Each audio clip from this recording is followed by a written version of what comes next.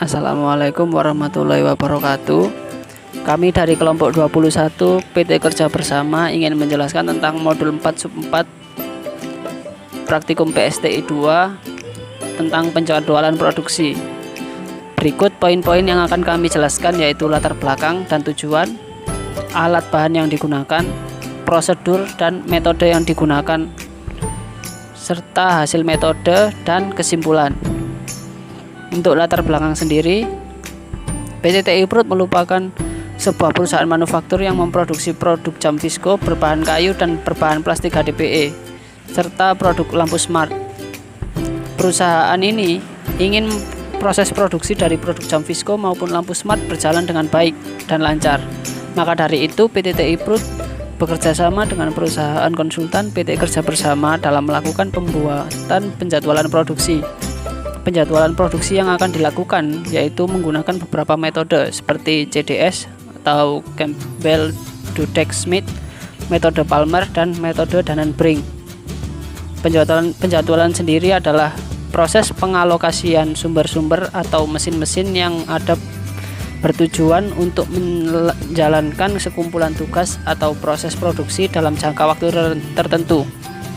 Penjadwalan produksi merupakan hal yang sangat penting untuk perusahaan yang sistemnya make to order, di mana produk akan diproduksi sesuai dengan permintaan dari konsumen. Tujuan dari praktikum PSTI 2 modul 4 sub 4 penjadwalan produksi yaitu sebagai berikut. 1.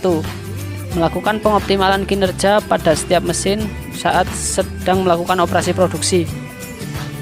2. Melakukan pembebanan pada setiap mesin yang digunakan.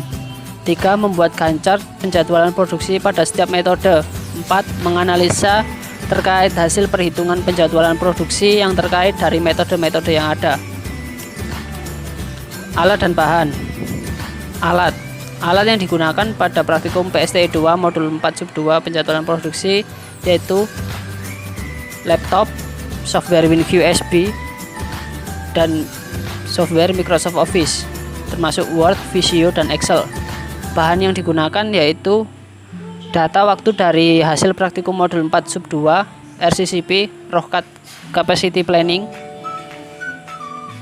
Prosedur praktikum yang dilakukan yaitu sebagai berikut. 1. Merekap job, urutan setiap operasi, perekapan mesin, serta perekapan waktu baku dari setiap operasi. 2. Melakukan pengolahan data dengan menghitung menggunakan metode CDS, Palmer, dan Dannen-Brink. 3. Mengurutkan proses pekerjaan menurut metode CDS, Palmer, dan Dannen-Brink. 4. Membuat gancar dari hasil pengurutan metode CDS, Palmer, dan Dannen-Brink.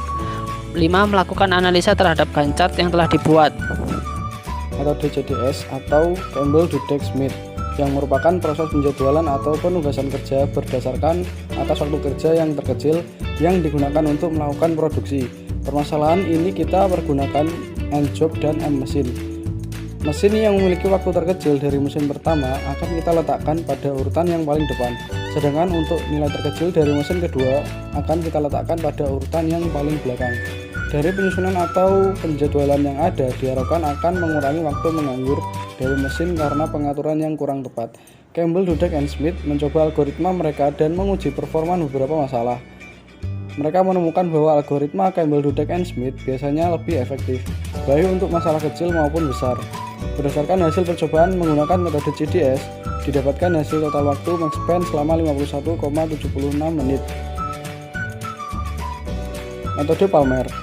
Metode Palmer merupakan proses yang menghitung dan memiliki slope index dari rumus Palmer yang berdasarkan jumlah mesin yang ada.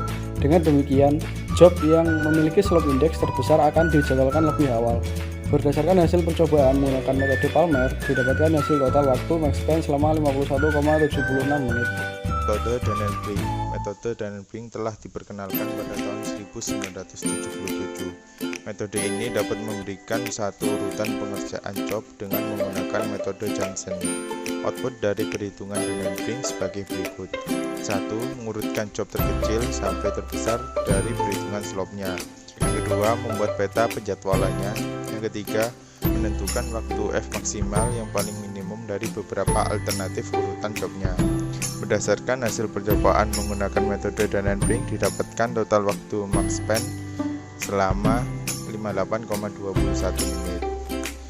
Perbandingan hasil. Berdasarkan hasil yang telah didapatkan dari setiap metode, dapat disimpulkan bahwa metode yang terbaik yaitu metode Palmer, walaupun nilai max span-nya sama dengan metode JDS yaitu 51,76 menit. Namun, idle yang dihasilkan lebih kecil menggunakan metode Palmer daripada metode JDS. Selanjutnya, perbandingan idle. Idle pada mesin 1 menggunakan semua metode selama 0 menit.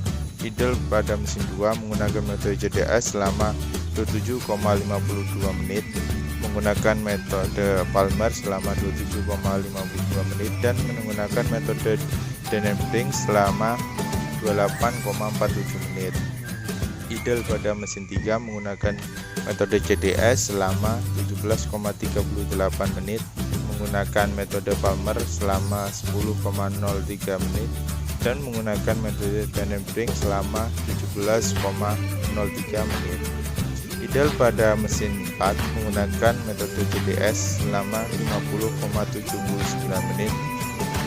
Yang kedua menggunakan metode Palmer selama 50,79 menit, dan menggunakan metode Danenbrink selama 57,24 menit. Kesimpulan, pengoptimalan kinerja pada mesin saat proses produksi dilakukan menggunakan 3 metode, yaitu metode JDS atau Campbell, Dudek, Smith, metode Palmer, dan metode Danenbrink. Tujuan dari modul 4 sub 4 adalah untuk menjadwalkan sistem produksi job dengan urutan mesin yang digunakan sehingga akan mengoptimalkan proses produksi. Metode yang terbaik atau terpilih untuk penjadwalan produksi adalah metode Palmer. Metode Palmer berfungsi untuk meminimumkan nilai max span dan mengoptimalkan rencana produksi. Metode Palmer merupakan metode penjadwalan produksi dengan mengurutkan nilai slope index dari nilai terkecil ke terbesar. Metode penjadwalan dilakukan menggunakan aturan Johnson dengan urutan job dari yang terkecil sampai yang terbesar. Contoh pengoptimalan waktu pada metode JDS pada iterasi 1 dan alternatif 1 dengan urutan job 1, 2, 3 dan urutan pada idle yaitu 3, 1, 2. Urutan job pada metode JDS di mana job 1 sebesar 12,63 menit pada mesin pertama, job 2 sebesar 14,97 menit pada mesin pertama, dan job 3 sebesar 4,34 menit pada mesin pertama. Sekian yang bisa dijelaskan oleh kelompok kami dari kelompok 21 PT Kerja Bersama. Mohon maaf bila ada salah kata atau tutur kata yang kurang baik. Kami akhiri, terima kasih. Wassalamualaikum warahmatullahi wabarakatuh.